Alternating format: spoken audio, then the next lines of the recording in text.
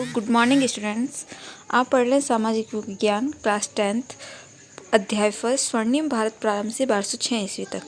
आपका जो ये भाग है भाग 11 है। इसमें हम चालुक्यों के बारे में, बाहरी आक्रमण, आत्मसातीकरण जो है उनके बारे में जो है हम पढ़ना स्टार्ट करेंगे। आज का जो टॉपिक रहेगा हमारा चालुक्यों के बारे में, और जो भी बाहरी आक्रमणकारी रहे हैं, जो भी बाहरी, जो जैसे कि मैंने आपको बोला था कि जो भी बाहरी जो विदेशी जातियाँ थी और जिन्होंने भारत पर जो है आक्रमण किया था, जो विदेशी जातियों ने, वो जो है आपका अंत में रहता है बाहरी आक्रमण एवं उनका आत्मसातीकरण। ठीक है, हमने गुप्त वंश हम जो है पढ़ चुके हैं, वर्धन वंश पढ़ चुके हैं, हमने पाल वंश पढ़ा, राष्ट्रकूट, गुर्जर प्रतिहार वंश, चोल वंश और वंश उसके प्रशासन के बारे में पढ़ा हमने, पल्लव वंश के बारे में पढ़ा हमने। और आज जो है हमारा टॉपिक रहेगा चालुक्य वंश। सबसे पहले जो है चालुक्य वंशी जो थे, पुलकेशिन प्रथम के बारे में दे रखा है कि चालुक्य वंशी पुलकेशिन प्रथम ने अश्वमेध यज्ञ किया था। वातापी के चालुक्यों का 13 वर्षों के व्यवधान 642 से लेकर 655 ईस्वी को छोड़कर 550 ईस्वी से लेकर 757 ईस्वी तक शासन किया। चालुक्य नरेशों ने चौथा पुलकेशिन द्वितीय सबसे अधिक प्रख्यात है। उसने 608 ईस्वी से शासन ग्रहण किया। उसका राज्य विस्तार उत्तर में नर्मदा से लेकर दक्षिण में कावेरी नदी तक था। मैंने आपको बोला था कि आपका पुलकेशिन द्वितीय जो है वह इम्पोर्टेंट रहता है। ठीक है, तो मैंने कहा था कि ये नाम जो है आपको फिर से आपको सुनने को मिलेगा। ठीक है, तो यहाँ पे फिर से जो है पुलकेशिन द्वितीय जो है ये नाम आया है, ये किस वंश का है? चालुक्य वंश का है। पुलकेशिन प्रथम पढ़ा जो अश्वमेध यज्ञ किया था। जैसे कि मैंने कहा था कि कौन कौन सी वंश में कौन कौन से शासक रहे हैं जिन्होंने अश्वमेध यज्ञ किया था। ठीक है, उसके बाद में पुलकेशिन द्वितीय, ठीक है, ये चालुक्य वंशी था। और इसका जो शासन का जो विस्तार था नर्मदा से लेकर दक्षिणी कावेरी तक, ये वाला जो क्षेत्र है भारत का दक्षिणी क्षेत्र है। ठीक है, नर्मदा नदी यहाँ की है, ये नर्मदा नदी यहाँ पे बैठती है, और कावेरी नदी जो है यहाँ नीचे ये वाला साइड। ठीक है, तो ये वाला जो क्षेत्र है दक्षिण का, नर्मदा से लेकर कावेरी तक के मध्य का, कावेरी तक का जो क्षेत्र था वह चालुक्य वंशों के अधीन था। ठीक है, और ये जो ये शासनकाल की बात कर रहे हैं, ये हम 608 ईस्वी में जो है पुलकेशिन द्वितीय के समय की बात कर रहे हैं। 642 ईस्वी में वह पल्लव नरेश नरसिंह वर्मा द्वारा पराजित हुआ था। कौन? आपका पुलकेशिन द्वितीय। पुलकेशिन के पुत्र हुआ फिर विक्रमादित्य प्रथम ने चालुक्य शक्ति पुनः प्रतिष्ठित की। चालुक्य नरेश विक्रमादित्य ने 973 ईस्वी में राष्ट्रकूट नरेश को परास्त कर दिया और कल्याणी को अपनी राजधानी बनाई। यहाँ पर जो है चालुक्य वंश में जो राजधानी बन रही है, कौन सी बन रही है? कल्याणी। ठीक है, नए चालुक्य राज्य की स्थापना होती है। ये नया राज्य 973 ईस्वी से 1200 ईस्वी तक सत्तासीन रहा। कल्याणी के चालुक्य राज्य का एक लंबे अरसे तक तंजौर के चोल वंशी शासकों से संघर्ष चला। जैसा कि मैंने कहा कि हमने चोल पढ़ा, चालुक्य पढ़ा, पाल वंशी पढ़ा, ये जो सारे जो है, तो इसमें क्या है कि जो भी दक्षिणी क्षेत्र के जो भी हमने वंश पढ़े, जो भी हमने पढ़े, शासक पढ़े, तो ये जो भी दक्षिणी क्षेत्र के जो शासक रहे हैं उनका आपस में संघर्ष भी रहा है। ठीक है, तो सत्याश्रम नामक चालुक्य राजा को चोल नरेश राजराज ने परास्त किया। चालुक्य सोमेश्वर प्रथम ने इसे अपमान का बदला न केवल चोल नरेश राजाधिराज को कोप्पम के युद्ध में करारी हार देकर किया, वरन इस युद्ध में उसने राजाधिराज का वध भी कर दिया। सातवें नरेश विक्रमादित्य श्रेष्ठ ने, जो विक्रमांक के नाम से भी विख्यात था, कांची पर अधिकार कर लिया और प्रसिद्ध कवि विल्हण को संरक्षण प्रदान किया। यहाँ पर जो है चालुक्य वंश में जो हम कवि पढ़ रहे हैं वह है यहाँ पर विल्हण। इस समय का जो कवि था वह विल्हण था। विल्हण ने विक्रमादित्य के जीवन पर आधारित विक्रमांक देव चरित्र नामक, अब विल्हण द्वारा क्या रचा गया है, क्या रचित है विल्हण द्वारा? विल्हण द्वारा रचित है विक्रमांक देव चरित्र। ठीक है, ये कौन से वंश का है? चालुक्य वंश के समय हुआ था। उस समय शासक था विक्रमादित्य श्रेष्ठ। ठीक है, तो जैसा कि जिस समय था उसने उसी के बारे में जो है रचना की है, विक्रमांक देवचरित। ठीक है, ये ग्रंथ लिखा गया है विल्हण के द्वारा। वातापी और कल्याणी के चालुक्य नरेशों ने हिंदू होने पर भी बौद्ध और जैन धर्म को आश्रय दिया। ठीक है, तो ये हिंदू वंशी थे, चालुक्य वंश। ठीक है, चालुक्य राजाओं ने अनेक मंदिरों का निर्माण करा, जैसा कि मैं आपको बता चुकी हूँ कि जो भी दक्षिणी वंश के भी जितने भी रहे हैं, जिन्होंने भी शासन किया है, जिन शासकों ने, तो उन्होंने जो है स्थापत्य कला को बड़ी इंपॉर्टेंस दी है। मंदिरों की स्थापत्य कला जो है यहाँ की बहुत ही खूबसूरत देखने को मिलती है। याज्ञवल्क्य स्मृति की मिताक्षरा व्याख्या के लेखक प्रसिद्ध विधिवेता विज्ञानेश्वर चालुक्य की राजधानी कल्याणी में ही रहते थे। मिताक्षरा को हिंदू कानून का एक आधिकारिक ग्रंथ माना जाता है।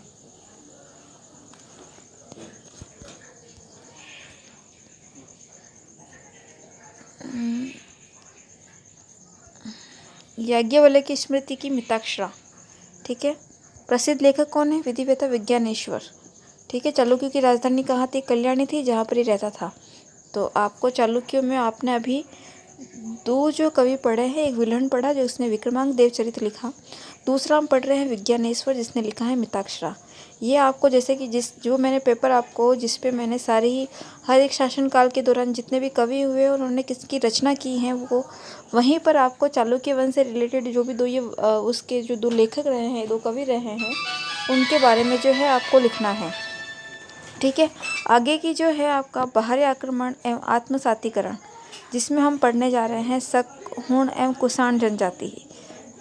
कुषाण जो भी रहा है, जो जो लड़ाकू जनजातियाँ रही हैं, उनके बारे में हम अभी पढ़ेंगे। पहली जो बाहरी आक्रमणकारी जो जाति है वह है शक, ठीक है। शक के बारे में जो है हम पढ़ना शुरू करेंगे। शक जो जनजाति है ये मध्य एशिया की लड़ाकू जनजाति है। जब हम वर्ल्ड का पूरा मैप देखते हैं, ये यूरोपीय क्षेत्र, ये पूरा एशिया का क्षेत्र, नीचे ये अफ्रीका, ये वाला जो है इंडिया वाला क्षेत्र। तो ये जो एशिया का जो मध्य एशिया वाला क्षेत्र है, जो भी हम तुर्किस्तान, अफ़गानिस्तान, ये सारा जो देखते हैं, मंगोलिया, ये वाला जो देखते हैं हम, ठीक है। तो ये वाला जो क्षेत्र है मध्य एशिया का है।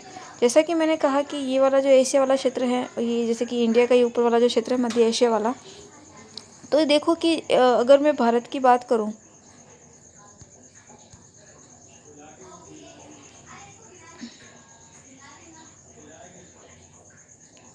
तो भारत की मैंने कहा था कि इस साइड से जो है जितनी भी जनजातियाँ रही हैं उनका आक्रमण इस साइड से हुआ है। तो वो जो क्षेत्र कौन सा था? वो मध्य एशिया का था। तो जाहिर सी बात है जिस क्षेत्र से ये आ रहे हैं मध्य एशिया से, तो ये वहाँ की जनजाति जो हैं वहाँ की रही हैं। तो ये वाला जो मध्य एशिया वाला क्षेत्र है, आप अगर अभी वर्ल्ड का मैप लेके देखोगे, अभी भी आपको अफगानिस्तान और बलूचिस्तान देखने को मिलेंगे, ठीक है। तो आप उनकी स्थिति जो है अभी वर्तमान के मैप से भी जान सकते हैं कि अफगानिस्तान और बलूचिस्तान की स्थिति जो है कहाँ पर है। सारे प्रदेश पर अधिकार कर लिया। यहाँ से शक जो है बोलन दरस से लगभग 71 ईसा पूर्व में भारत आए थे। रामायण एवं महाभारत में शक बस्तियों को कम्बोजों और यवनों के साथ रखा गया है। कालकाचार्य इस कथानक में भारत पर शकों के आक्रमण का उल्लेख मिलता है। हमें शकों के विषय में जो है उल्लेख जो है कालकाचार्य से मिलता है। कालकाचार्य कथानक जो है उनसे हमें इसके विषय में जानकारी मिलती है कि शक जो थे उनकी इस जनजाति का हमारे यहाँ भारत में आक्रमण हुआ था, जिसमें उन्हें समाकुल या शक के कुल कहा गया है। सिंधु प्रदेश को जीतकर उन्होंने सौराष्ट्र में शक शासन की स्थापना की। सौराष्ट्र जो है आपका गुजरात वाला क्षेत्र है। तो ये वाला जो क्षेत्र है, ये इस क्षेत्र में जो है इन्होंने शासन किया है, ठीक है। सिंधु प्रदेश को जीता है इन्होंने। सिंधु क्षेत्र जो है ये भारत का जो उत्तरी वाला क्षेत्र है वहाँ पर, ठीक है। तो सौराष्ट्र वाला बता चुकी हूँ मैं, सिंधु बता चुकी हूँ कि इसकी स्थिति कहाँ पर थी। तो वहाँ पर जो है शक शासन की स्थापना हुई है। मुद्राओं और लेखों से स्पष्ट है कि इनकी एक शाखा ने उत्तरापद और मथुरा में अपना आधिपत्य स्थापित कर लिया। कालांतर में यह वे अवंती, सौराष्ट्र और महाराष्ट्र में फैल गए। ये सारा जो है उत्तर से पश्चिम की ओर फैलते हुए दक्षिण की ओर विस्तार होता जा रहा है। महाराष्ट्र जो है हमारे दक्षिण पश्चिमी क्षेत्र में है।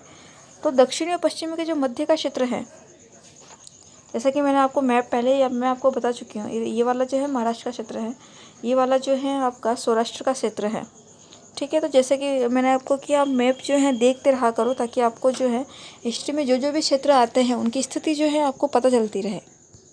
आगे देखो, तक्षशिला के शक शासकों में मावेज एजिस के नाम आते हैं। तक्षशिला में शक शक्ति का विनाश पल्लवों द्वारा हुआ।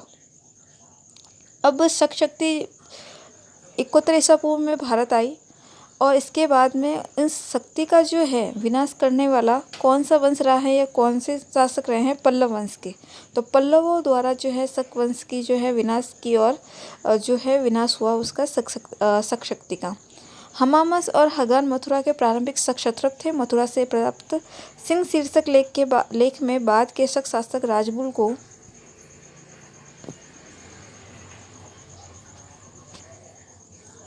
महासत्रप कहा गया है। मथुरा के शकों ने पूर्वी पंजाब तक अपनी सीमा का विस्तार कर लिया। मथुरा में शक शक्ति का विनाश हुआ। मथुरा आपके यूपी साइड का क्षेत्र है। आप जैसा कि मैंने कहा कि आप मैप में देखा करो।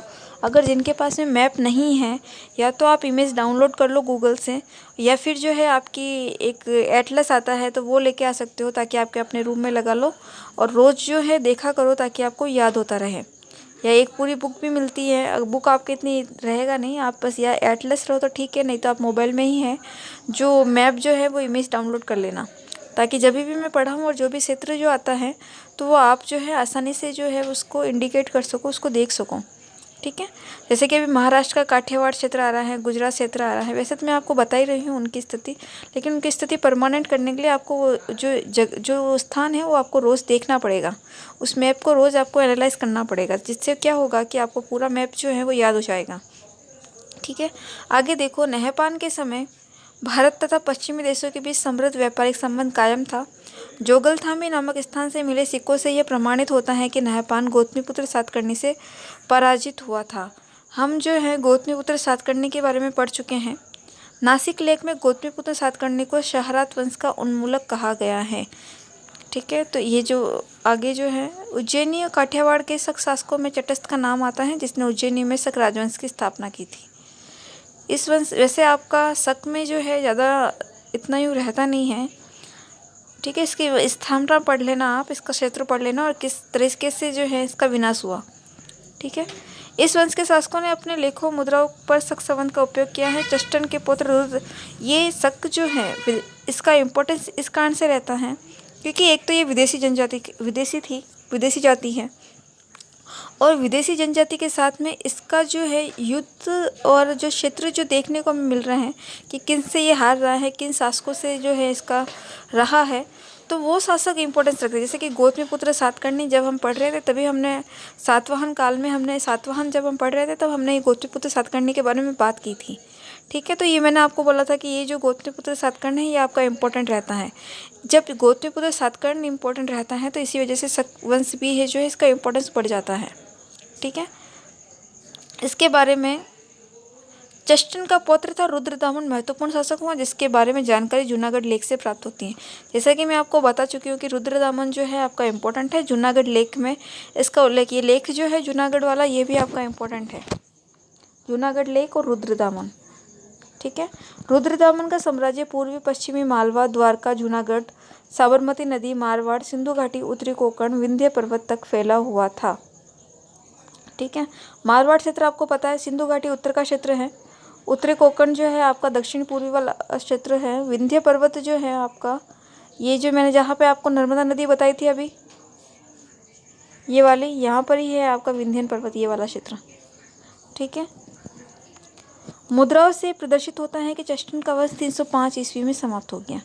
अगली जो जाति पढ़ रहे हैं हम कुषाण वंश। कुषाणों को यूची तोचेरियन भी कहा जाता है। यहूची कबीला 5 भागों में बट गया था। इन्हीं में से एक कबीले ने भारत के कुछ भागों पर शासन किया। कुजुल कडफिसस प्रथम 15 ईस्वी से 65 ईस्वी, यह अपनी जाति के गौरव का संस्थापक था। कुजुल कडफिसस प्रथम, इसने दक्षिणी अफगानिस्तान, काबुल, कंधार, पार्थिया के एक भाग को अपने राज्य में मिला लिया। इसने वैदिक धर्म को अंगीकार किया। विम कडफिस द्वितीय भारत के एक विशाल क्षेत्र पर इसका राज्य था। यह शैव मत का अनुयायी था। इसकी कुछ मुद्राओं पर त्रिभुज, त्रिशूलधारी, व्याघ्र चर्माग्राही, नंदी, अभिमुख भगवान शिव की आकृति अंकित है। इसने भारत में पहली बार अपने नाम के सोने के सिक्के चलाए। कुषाण वंश में जो सबसे इम्पोर्टेंट रहता है वह रहता है आपका कनिष्क। कनिष्क को कुषाण वंश में कनिष्क को आपको अच्छे से पढ़ने की आवश्यकता है। ये आपका इम्पोर्टेंट है, जरूरी है। कनिष्क ये भारत के प्रमुख कुषाण राज्यों में माना जाता है। आपको ये मैप दे रखा है, इसको आपको एनालाइज करना है और पढ़ना है। कुषाण वंश का जो है साम्राज्य कहाँ तक फैला हुआ था, जो ये एरिया दे रखा है कुषाण वंश का शासन को जो है प्रतीत हो रहा है, कुषाण वंश को बता रहा है। हम पढ़ रहे हैं कनिष्क। आगे देखो, कुषाण राजाओं में कनिष्क इम्पोर्टेंट था। परंपरा के अनुसार इसके समय में कश्मीर में कुंडलवन में आचार्य पार्श्व की अध्यक्षता में चौथी बौद्ध संगति संपन्न हुई। कनिष्क मैंने कहा कि इम्पोर्टेंट है, और इम्पोर्टेंट इसलिए है कि जो है अशोक के समय से हुई। अब जब हम अगर आपके इसमें बौद्ध धर्म है, अगर हम बौद्ध धर्म पढ़ते हैं, धर्म अगर आपका इसमें टॉपिक रहता है, तो बौद्ध धर्म में क्या है कि बौद्ध धर्म में 4 संगतियाँ हुई हैं। ठीक है, अशोक के समय से शुरू हुई हैं और अलग अलग काल में जो है ये बौद्ध संगतियाँ अलग अलग शासकों द्वारा करवाई गई।